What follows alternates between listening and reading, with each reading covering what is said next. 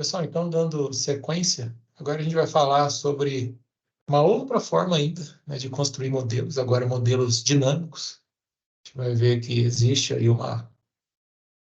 algo que impede que a gente crie, né, modelos dinâmicos com API sequencial e funcional, né? Todas elas são declarativos, então a gente primeiro, antes, né, de realizar qualquer operação, seja de passar, alimentar ali o modelo com dados, a gente precisa declarar, né, essas camadas, como elas vão ser conectadas, e depois a gente precisa compilar. Então vejam que é algo estático, né? Depois de criado e compilado, a gente não consegue mudar essa arquitetura, essa topologia aí da rede. E claro, isso tem diversas vantagens. O modelo, a gente consegue aí salvá-lo, é bem fácil, a gente vai ver daqui a pouquinho. A gente consegue clonar, a gente consegue, né, copiar todos os atributos e passar isso para outro objeto.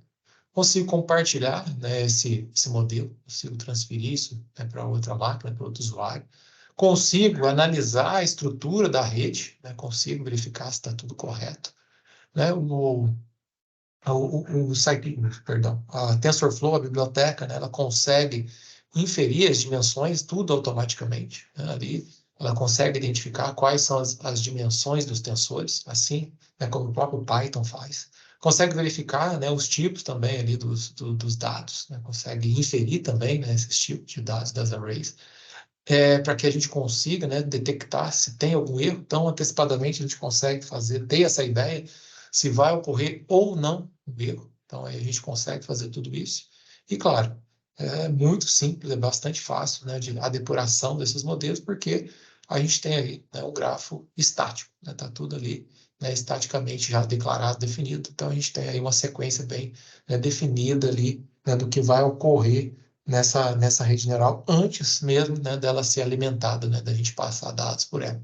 Porém, né, como está aqui, essa parte, né, por ser estática, é a grande desvantagem, né? Se a gente precisar de algo dinâmico, que mude aí ao longo do treinamento da rede, né, ou ao longo até da inferência, né, depois de treinado, a gente precisa pensar, né, numa outra forma, a gente precisa ter um outro tipo, né, de forma de construir, que é o que a gente vai ver, que nós vamos aqui simplesmente criar subclasses.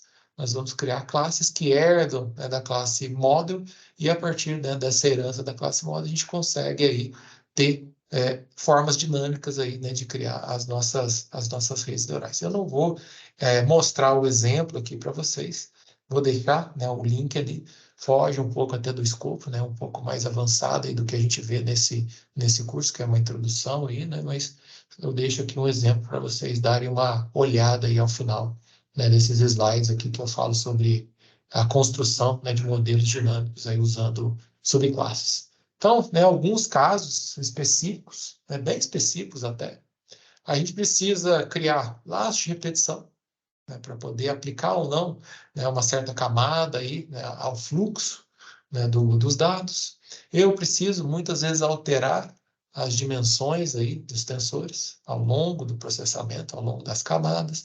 Posso ter ali, né, estruturas condicionais, né, para decidir ou não, né, uma certa coisa, uma certa condição, né, uma certa sequência de ações, dependendo de uma condição. Posso ter outras operações, né, de baixo nível, né, de bem baixo nível do TensorFlow sendo utilizado.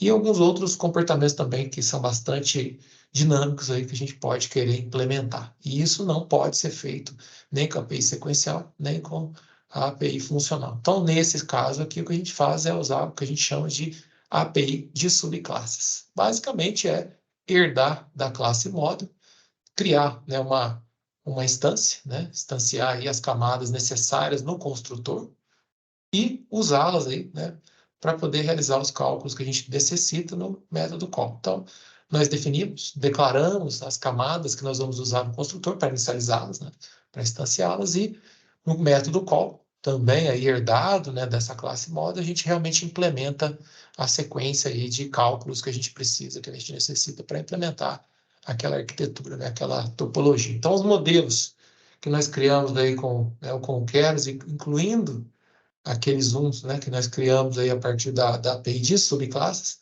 eles podem ser usados, né, como qualquer outra camada. Ou seja, eu posso, assim como aqueles que nós criamos também lá com a API funcional e com a API sequencial, eles podem ser encarados como sendo uma classe. Né, o sequential, né, a classe sequential, ela herda da classe model e, claro, a gente usa, né, a classe model para criar o modelo ali no caso da API funcional. Então, a gente pode encarar, né, a gente pode usar esses objetos, né, dessa classe sequential, que é o empilhamento ali, né, das camadas, e o model, que também ali é a construção daquele modelo mais funcional, onde eu posso ter várias saídas, várias entradas, né, se for necessário. Eu posso também usar isso como se fosse uma camada, ou seja, eu posso instanciar, né, esse modelo e usá-lo aí como uma camada para um modelo mais complexo. Então, eu posso criar modelos mais complexos a partir, né, de modelos menos complexos ali criados ou com API funcional, com API sequencial, ou aqui com essa API que a gente chama de subclasses, que é simplesmente herdar aí da classe model. E aí, né, para a gente poder, né, a gente pode usá-los para construir arquiteturas, né, como eu disse, bem mais complexas e torna, né, essa API aqui bastante útil, né, para quem for querer, né, pesquisadores aí que queiram experimentar, né, com novas topologias, novas ideias, né, novas formas de processamento aí dos dados, né, com as camadas as várias camadas aí de uma rede neural. Então, essa API aqui, ela é bem mais avançada, né, do que as outras duas. As outras duas já resolvem praticamente, né, 99,9% dos nossos problemas, mas, claro, se vocês precisarem de algo muito mais dinâmico, vocês vão acabar, né, algo dinâmico, na verdade, porque com as outras duas APIs a gente não consegue implementar nada dinâmico, a gente vai poder, né, ter que partir aqui, né, para o uso da API de subclasses. Porém, claro, ela tem alguns, né, problemas. Então, essa flexibilidade adicional que a gente tem com essa API de subclasses, ela tem, né, algumas desvantagens, né? A gente, como a arquitetura do modelo, né, ela está, como a gente chama aqui, está escondida lá no método call, né, ela está implementada lá no método call, então o Keras não consegue inspecionar essa arquitetura, então não consegue ali verificar se tem alguma coisa errada, né, ali não consegue inferir dimensões, não consegue inferir tipos, então não dá para inspecionar, né, as conexões. Não conseguimos salvar, nem muito menos clonar, né, essa arquitetura, e a gente não tem, né, nenhuma informação sobre, né, como aí as camadas estão conectadas, né, umas às outras, quando a gente usa, né, o método summary. Então, se eu tentar usar o summary, eu não vou conseguir, né, verificar aí como as camadas estão conectadas. Só vai ter ele só vai retornar ali uma lista de camadas, mas ele não vai, né, apresentar ali, como a gente viu lá naqueles outros exemplos, como, né, uma camada está conectada aí a outra. A gente não tem essa informação porque ela está toda escondida lá dentro da implementação do método call da classe model. E também outra coisa, né, como eu já tinha comentado, o Keras não consegue, né, inferir, não consegue verificar, né, os tipos e as dimensões com antecedência, que, né, como a gente faz, porque, claro, lembre-se que com as duas outras APIs, né, sequencial e funcional, a gente está declarando. Então, como a gente declara tudo antes, a gente consegue inferir tipos e, né, e dimensões. Então, a gente consegue, muitas vezes, encontrar, né, problemas de forma mais fácil. Então, como a gente não consegue ter essa ideia, né, com antecedência, né, verificar isso com antecedência, é muito mais fácil, né, cometer algum erro aí durante a criação, né, desses modelos dinâmicos. Então, como eu coloquei aqui, né, a menos que vocês realmente precisem de uma flexibilidade muito maior, né, a gente não vai usar essa API de subclasse. Então, só se vocês precisarem de uma forma, né, uma forma dinâmica, aí, né, ou seja, que vocês queiram implementar last repetição, ou seja, ficar repetindo aí, né, uma sequência de ações por um determinado número aí de iterações, ter mudanças de dimensões, mudanças até de tipos, né, ter estruturas condicionais, implementar, né, operações, né, de baixo nível aí do TensorFlow. Se vocês não forem usar isso, a gente tem, né, e deve usar aí, né, o mais recomendado é usar ou a API sequencial ou a API funcional para evitar, né, esses tipos de problemas que nós teríamos se estivéssemos utilizando essa API, né, aí chamada, né, de API de subclasses, que é para criar, né, esses modelos dinâmicos. Tem um exemplo aqui, eu não vou passar por ele, né, mas eu crio aqui, né, vocês vão ver, né, uma rede neural parecida com aquela anterior, né, parecida não, na verdade, exatamente igual, né, que eu usei ali anteriormente, só que agora usando aqui a API de subclasses. Então, vocês vão ver que eu vou criar aqui uma nova classe que vai herdar da classe model. No construtor, né, eu vou aí instanciar os objetos, as classes das camadas que eu quero, e no call, né, no método call, eu vou conectar essas camadas. Aqui, né, basicamente, não tem nada dinâmico, então não tem, né, aqui muita utilidade, né? Estou usando aqui só mesmo para mostrar como criar usando essa API de subclasses, mas aqui, no caso, eu poderia simplesmente ter criado lá com a API, né, funcional, que é, né, a API mais apropriada para esse caso específico, eu não tenho nada dinâmico, é simplesmente as camadas estão conectadas aqui e não tem nada sendo mudado ali, né, de forma dinâmica durante o treinamento ou aí né, a inferência do modelo. Então, eu crio aqui só para mostrar para vocês, né?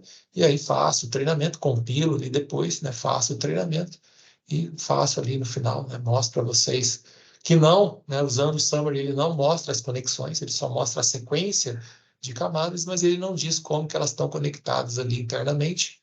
Aí plota aqui o erro, né, para a gente ver aí das saídas. Então veja que eu tenho aqueles vários erros, como eu tinha comentado com vocês anteriormente, né? O erro é a média ponderada das duas saídas, aqui as saídas individuais, a saída principal, aqui é a média ponderada, né, das duas saídas para validação e as duas saídas individuais ali, né, para o conjunto aqui de validação. Então a gente tem aqui, né, vários erros sendo plotados, sendo retornados, né, para aquele objeto history ao final lembrando aqui ao final do treinamento com o método FIT. Então, o restante aqui não tem, né, muita diferença. Na verdade, não tem diferença nenhuma, né? A única diferença é na hora de criar o modelo, né, lá através da herança, né, da classe model, e na sequência a gente instancia, né, esse modelo, que não deixa de ser aí, né, pela transitividade, né, o wide and deep model aqui, né, que é a classe que eu criei, como herda da classe model, ela é também um modelo. E aí eu posso compilar, porque ela vai herdar,